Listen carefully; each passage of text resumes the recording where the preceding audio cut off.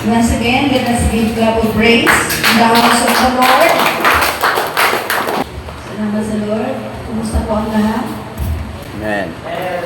Like, share, subscribe. God is good. All the time. All the time. God is good. Yes, kahit may problema, may bigat ang buhay, may laban, may kalungkutan, kaliguan. Pero, kayang-kaya natin lahat dahil kasama natin ang Diyos. Amen? God is with us. Yan po ang sabi ng Matthew, Emmanuel. Ang ibig sabihin ng Emmanuel, God is with us. So, ibig sabihin, 2,000 years ago, inayag po ni Jesus Christ na ang Diyos po ay suma sa atin. Amin po ba? Kaya sino man pong sumampalataya, naniniwala sa kanyang Kristo, sa kanyang sinabi, no, na God is with us, God is with us na. Amin po ba? Amen. Praise the Lord. So kanina, pagpasok ko po ay ganitong bumati sa akin. Sa pagpasok ko po kanina, ay ano po ang bati po ng bawat isa? Ngayong araw na ito. Okay. Let us clarify that greetings. Ako kasi mabusisi akong pastor. Ayun po yung kung ano po yung ginagawa, ano po yung mga sinasabi ay talagang binubusisi ko po yun po yung ay tama. Okay? So, second Sunday of May, diniklara po yan na Mother's Day.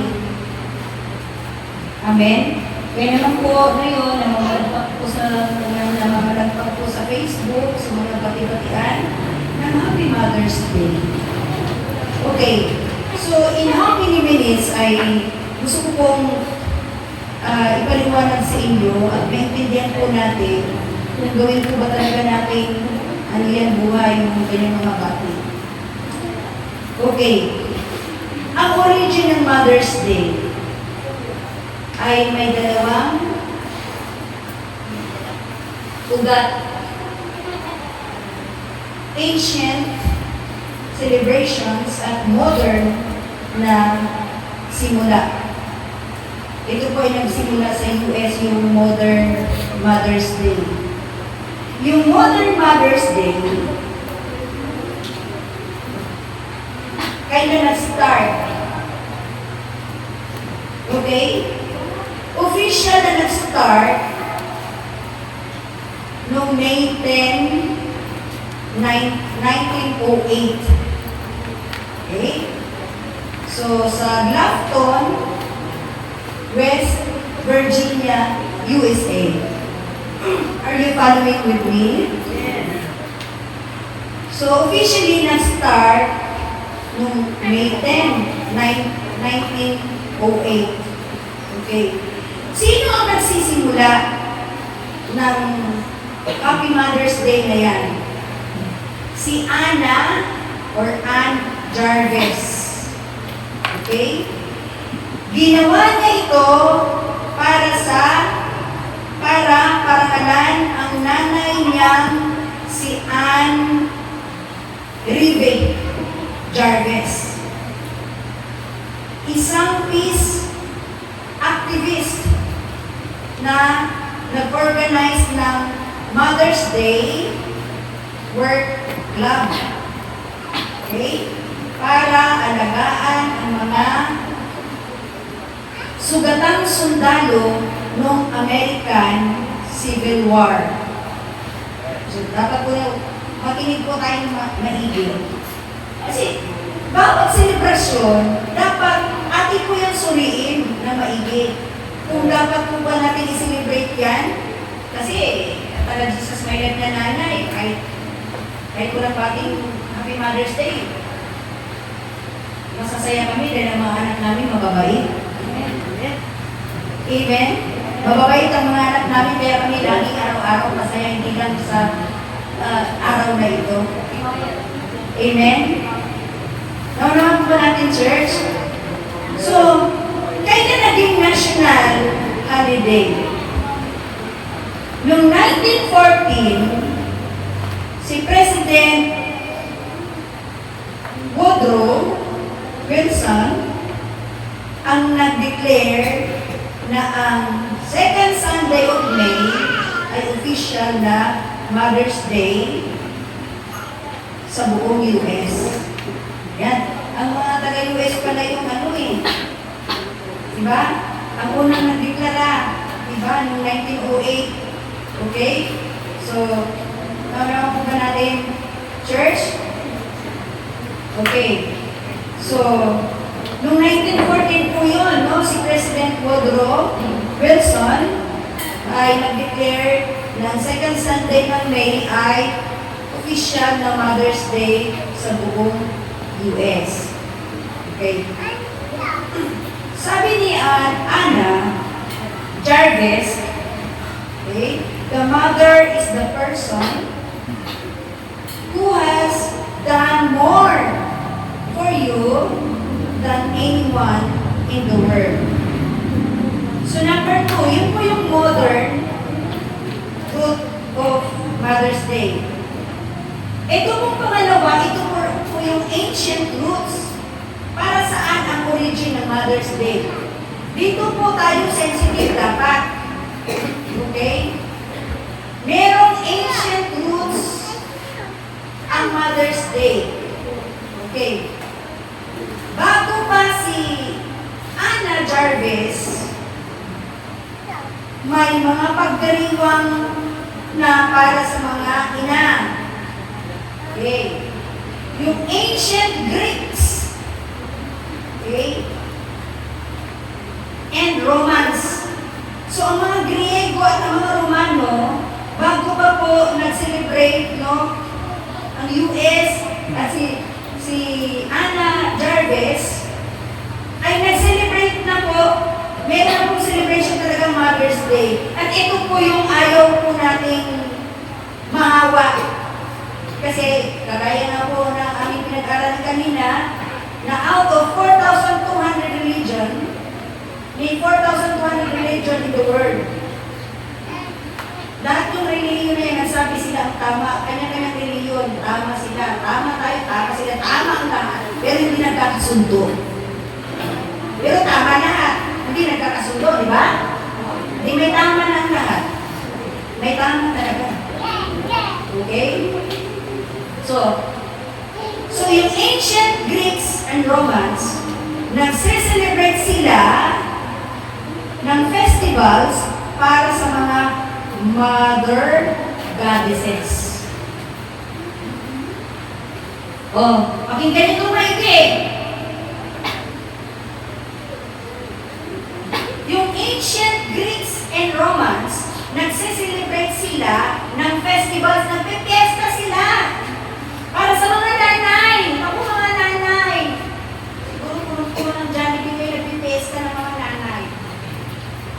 Pero, pasensya na kasi ayoko mananagot sa Diyos ang mga buhay natin lahat. Amen. Nag-celebrate sila ng festivals para sa mga mother goddesses. Sino yung mga goddesses na yun? Yung mga Diyos na yun ng mga Griego at ng mga Romano. Sino yun? Si Goddess Rhea. Si Rhea po, Greek mother of the gods. Si Rhea, Greek mother of the gods. Sino naman po si Cybele? Si Cybele, Roman mother goddess. So, church, matagal na po ang Mother's Day celebration. I-celebrate po ng mga Griego at mga Romano para po sa fiesta, no, ng goddesses na si Rhea at si Cybele. Ito po yung nakakatakot na mamamatay dito ng espiritu ito. Para pala ito sa mga diyosa ng mga Romano at ng mga Griego. Pero, ikaw ay Kristiyano. Hello! Sila nagsiselebrate ng Mother's Day dahil sila ay mga Griego. Sila ay mga Romano. Pero ikaw ay Kristiyano. Nakikinig po ba tayo lahat? Kaya mga mother ng Jesus, may life. Huwag po kayong masaktan kung walang bumabati sa inyo. Kasi maraming mga anak ngayon, mga hipokrito-hipokrita, naalala na nila ang kanilang mga magulang.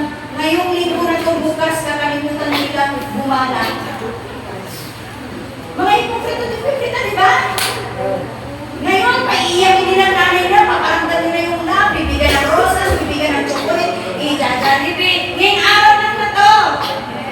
Pero bukas, di ba? Ayan na. Ngayon lang happy ang magulang, pero ang gusto ni Lord ng Diyos, araw-araw ang nanay at tatay ay happy. Amen. Amen. Naman po ba natin, church? So, naman po ba natin, church? So, praise the Lord. So, Mothering Sunday sa UK and Europe, 16th century. 16th century pa. Tingnan mo. Tuwing 4th Sunday ng Lent, bumabalik ang mga tao sa Mother Church nila. Later, naging araw na para bisitahin at bigyan ng regalo ang mga nanay. Titignan natin yung mga ginagawa ng mga, alam niyo, this is a pagan celebration again. Para saan talaga ang celebration? Original na intensyon ni Anna Jarvis para ngalan ang mga nanay, lalo na yung mga nag-sacrifice para sa pamilya. 2. Peace and reconciliation. Kasi yung nanay niya, dinamay pa tayo ni Ana. Okay? Nagtulong sa mga sundalo from both sides ng Civil War. 3. Personal at galing sa puso, sabi niya. Dapat handwritten letter at white carnation lang, hindi commercialized. Alam niyo po, hindi po yung ironic. Bandang muli, kinalaban ni Anna Jarvis yung commercialization ng Mother's Day. Nag-boycott pa siya ng mga florist at card companies kasi sabi niya nasira yung sentiment. So church, kunti na lang ang oras ko. Ano pong dinidiin natin dito? Yung Mother's Day celebration, alam niyo bilang Kristiyano, ang ating sineselebrate ay yung nasa Leviticus 23 na po, yung 7 feast. Alam po natin yan, isa po dyan Passover. Yung unleavened bread. Di ba yung Pentecost? No? Di ko na maano po kasi kunti na ang oras ko. So mga kapatid ko, hindi po nagsimula kay Anna Jarvis yung pong gawin mong magulang mong masaya.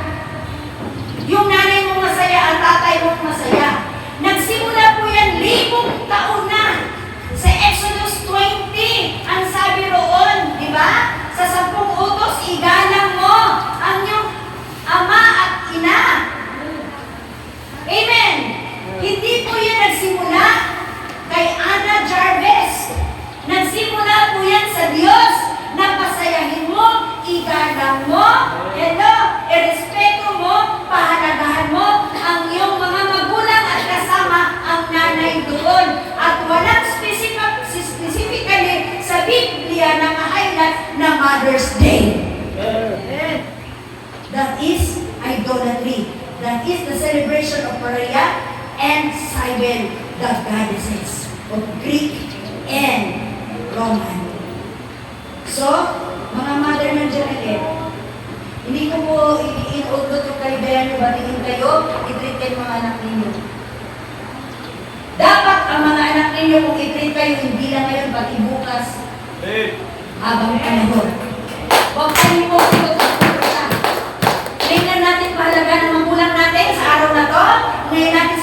gabi, iparamdam ang ating pag-ibig. No! Dapat araw at gabi, sa tanang buhay mo bilang anak, pahalagan mo yung mga magulang mo dahil yan ang utos ng Diyos. Hindi utos ni Ana Jarvis at hindi po yan ang utos ng mga goddesses. Amen? Hindi po, walang credit dito si Ana Jarvis.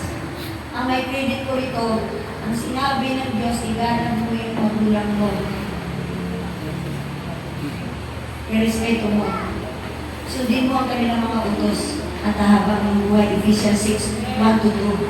Yan lang po ang utos na igalang mo yung mga magulang mo na may kalakip na pangako, hahaba ang iyong buhay. Amen po ba? So mga magulang, Jesus my life, we don't celebrate Mother's Day. Mother's Day is not in the Bible, but you have to respect your mother every day. You have to make happy your mother every day. Amen po ba? Amen. Igalang mo, respeto, palagahan mo, mahalin mo ang nanay mo habang nabubuhay ka. Hindi lang sa araw na ito, huwag kang hipokrita. Sa lahat ng araw ng buhay mo, igalang mo yung nanay mo, pahalagahan mo. Dahil nagsakripisyo sa at mahal niya sa iyo na walang kapalis, walang katulad na pagmamahal bilang anak sa laman. So, pag Happy Mother's Day, ngiti ka na lang, yes, every day. Amen. Thank you, Lord. Parapakan po natin si Lord. Sorry doon sa nasa mga Jollibee na. Ayaw mahawa tayo dito sa roots ng paganism na celebration tayo po. Amen po ba? Kaya, Happy Mother's Day every day. Sige po, welcome na po natin si Father Sandy.